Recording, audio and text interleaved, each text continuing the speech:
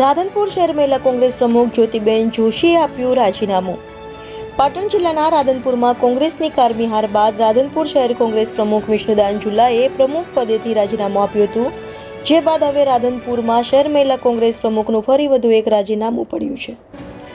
કોંગ્રેસ પાર્ટીના તમામ હોદ્દા પરથી મુક્ત કરવા સહિત રાજીનામું તાત્કાલિક મંજૂર કરવા જિલ્લા મહિલા કોંગ્રેસને રજૂઆત કરવામાં આવી છે।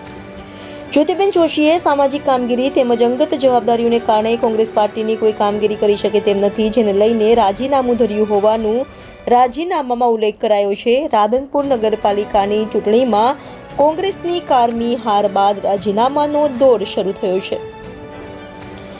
રાધનપુર શહેર કોંગ્રેસ પ્રમુખ ડોક્ટર વિષ્ણુ ઝુલાએ પોતાના પદ પરથી રાજીનામું આપી દીધું છે। ત્યારબાદ રાધનપુર મહિલા શહેર કોંગ્રેસ પ્રમુખે રાજીનામું આપી દીધું છે। ઉલ્લેખનીય છે કે વોર્ડ નંબર 7માં જ્યોતિબેન જોશી કોંગ્રેસના ઉમેદવાર તરીકે ચૂંટણી લડ્યા હતા। કોંગ્રેસની હાર બાદ હવે જ્યોતિબેન જોશીએ સામાજિક કામગીરી અને અંગત જવાબદારીઓને કારણે તાત્કાલિક અસરથી રાજીનામું આપ્યું હોવાની વિગત સામે આવી છે।